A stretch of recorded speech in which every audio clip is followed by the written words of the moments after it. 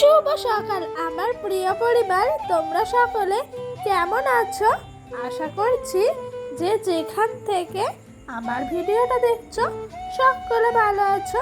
তোমাদের আশীর্বাদ আর ভালোবাসা সাথে নিয়ে আজকের ভিডিওটা শুরু করলাম। তো বন্ধুরা, আজকে জানো তো উঠেছি অনেকটাই সকাল সকাল, তখন ঘড়ির কাঁটায় ঠিক বাজে 5:30 নাগাদ। তো তোমরা হয়তো অনেকেই ভাবতে পারো এটা আবার অনেক সকাল, আমার কাছে না অনেকটাই সকাল। উঠেই তুলসী মঞ্চে গোবর ছড়া জল দিয়ে দিলাম লেপে, তারপর উঠানটা ঝাড় দিয়ে দিলাম। তারপরে না কুয়োর পাড়ে সব জামা কাপড় নিয়ে এসে রাখছিলাম, কাচাকুচি করবো না সেই কারণে। তো আজকে সবার আগে এই কাচাকুচিগুলোই করে নিচ্ছি। আর রোজ রোজ তো এই বর্ষাকালে নিত্যদিনের সঙ্গী হয়ে দাঁড়িয়েছে বৃষ্টি। একটু হলেই একটু বেলা হলেই বৃষ্টি পড়ে, আর ডোডোর এত মোটা মোটা কাঁথাগুলো একটুও শোকায় না। সেই কারণে আরও তাড়াহুড়া করে আগে সব ধোয়া কাচা করি, তারপর বাদবাকি সব কাজগুলো করে নিই। তো বন্ধুরা, ওইদিকে আমার সমস্ত কাঁথাগুলো ধোয়া হয়ে গেল। তারপরে না ডোডোর কিছু জামা কাপড় ছিল, সেগুলো একটু সার্ফের জলে ভিজিয়ে রাখলাম। তারপর বাদবাকি কাজগুলো সারবো, দিয়ে কেচে কুচে নেবো। এই দেখো এইদিকে কাঁথাগুলো মিলে দিচ্ছি। আর কাঁথা মিলতে মিলতে চলো তোমাদের সঙ্গে কিছু কথা বলা যাক। তো যারা যারা আমার ভিডিওটা দেখছো, তোমাদের যদি ভিডিওটা ভালো লেগে থাকে তাহলে প্লিজ লাইক কমেন্ট করো। আর ভিডিওটা যদি আরও ভালো লেগে থাকে তাহলে সাবস্ক্রাইব করে পাশে থাকা বেল বাটনটা অবশ্যই কিন্তু প্রেস করে দেবে। কেন বলো তো? আমার নতুন নতুন ভিডিওগুলো তোমাদের কাছে সবার আগে পৌঁছে যাবে। তো বন্ধুরা, আমাদের তো অনেক দিনই হলো গ্যাস শেষ হয়ে গেছে। সেই গ্যাস যে বুক করা হয়েছে এখনো অবধি দিয়ে যায়নি। সেই জন্য আমাদেরকে কষ্ট করে করে এই ভিজা কাঠের উনুনেই রান্না করতে হচ্ছে। কিচ্ছু করার নাই গো, এই ভিজা কাঠের উনুনে যদি রান্না না করি তাহলে হয়তো খেতেই পাবো না।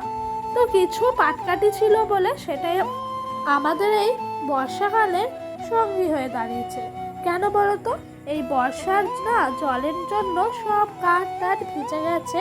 পাটকাঠি দিয়ে দিয়ে কাঠ ভরে ভরে কোনো রকমে গুটিয়ে গুটিয়ে রান্নাটা রোজ সারা হচ্ছে। কি আর করব বলো, অভাবের সংসারে তো এভাবেই চলতে হয়। তো চলো এই উনান লেপতে লেপতে তোমাদের সুন্দর সুন্দর কিছু কমেন্টের উত্তর দিয়ে দিই।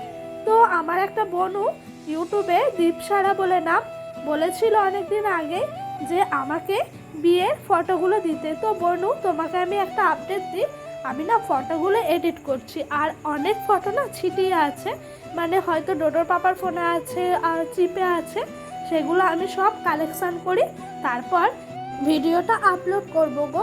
তো আমার অনেকটা এডিট হয়ে এসছে, আর কিছুটা বাকি আছে, হয়তো কিছুদিনের মধ্যে পেয়ে যাবে।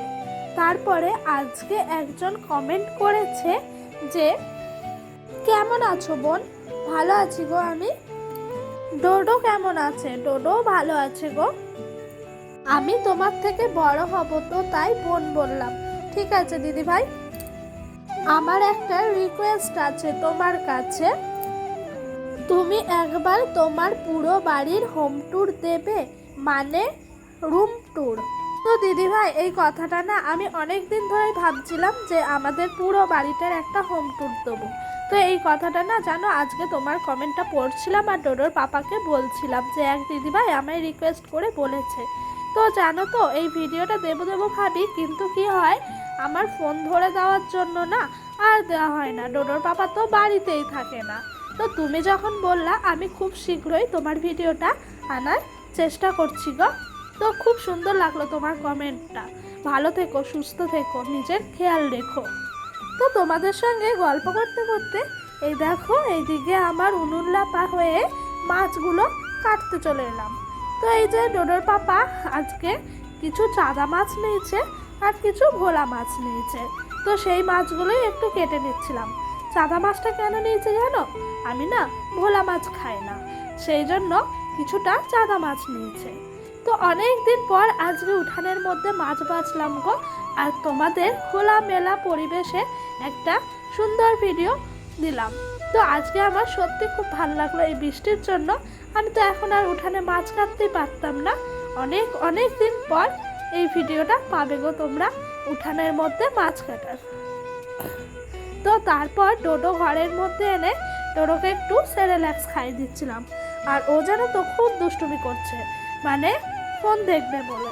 তো আর কি করবো, ওর পাপার ফোনটা দিয়ে বসিয়ে বসিয়ে ওকে খাওয়াচ্ছি। যত বড় হচ্ছে ওর যেন তো ফোন নেশাটা একটু একটু বাড়ছে। আগেও ফোনই দেখতো না। তো ওকে সেরেল্যাক্স খাওয়াতে খাওয়াতে আমিও এক চামচ খেয়ে ফেললাম। তো বন্ধুরা তারপরে দেখো শুরু হলো মুষলধারা বৃষ্টি। ঝমঝম করে আমাদের টিনের চাল থেকে বৃষ্টি বয়ে যাচ্ছে, মনে হচ্ছে বন্যা চলে আসবে। এই যে আমি যা ভাবি তাই হয়। এই যে ক্যাতা কাপড় কিচ্ছু শোকাতে পারিনি, তার জন্য ঘরের আর জায়গা নাই। মেঝেতে বড় বড় ক্যাতা আর আমার একটা নাইটি মিলে রাখলাম। আর এইদিকে ডোডোর কিছু জামা আর একটা ওর বড় ক্যাথা খাটের স্ট্যান্ডের ওপরে মিলে রেখেছি।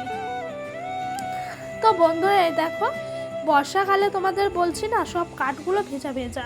আমার শাশুড়ি মা সকালে ভাত করেছেন, তো তারপর উনি এই কাঠগুলো উনানের ওপর দিয়ে রেখেছে যাতে একটু গরম হয়। আর এইদিকে কালি কড়াইটা বাঁশের মধ্যে পেরেকে চুলি রেখেছে। আমি ওইদিকে না হাঁড়িটা মেজে এনে ঢপের ওপরে রাখলাম, যেন সবজি কাটবো বলে এইদিকে আরও চলে এসেছি। তো আলু আর কাঁচকলা লম্বা লম্বা কাটবো। ডোডোর পাপা কালকে বাজার থেকে অনেক সবজি বাজার নিয়ে আসছে। তো তারপর স্নান করলাম। এক দিদিভাই আমাকে কমেন্ট করেছিল যে বনু যখন পুজো দেবে মাথায় ওড়না দিয়ে দেবে। সেই জন্য আজকে তো আমি পুজো দিইনি, আমার শ্বশুর মশাই সকাল সকাল স্নান করেছে বলে উনি পুজোটা সেরে নিয়েছে। তার জন্য আমি মাথায় ওড়না দিয়ে একটু ঠাকুরকে প্রণাম করলাম আর মনের কিছু কথা জানালাম। তো তারপর সোজা চলে এসেছি রান্নার দিকে। রান্না বসাতে হবে যে, অনেকটা বেলা গড়িয়ে গেল।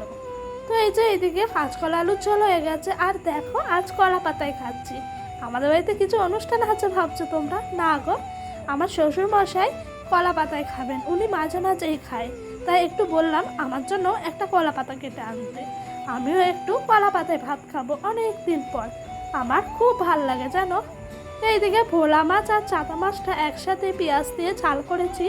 আর এইদিকে কাঁচকলা। আর জানো তো বন্ধুরা, এই সংসারের দায়িত্ব কাঁধে নিয়ে না আমি সব শখ আহ্লাদ ঘোরা বেড়ানো এক প্রকার ভুলে গেছি।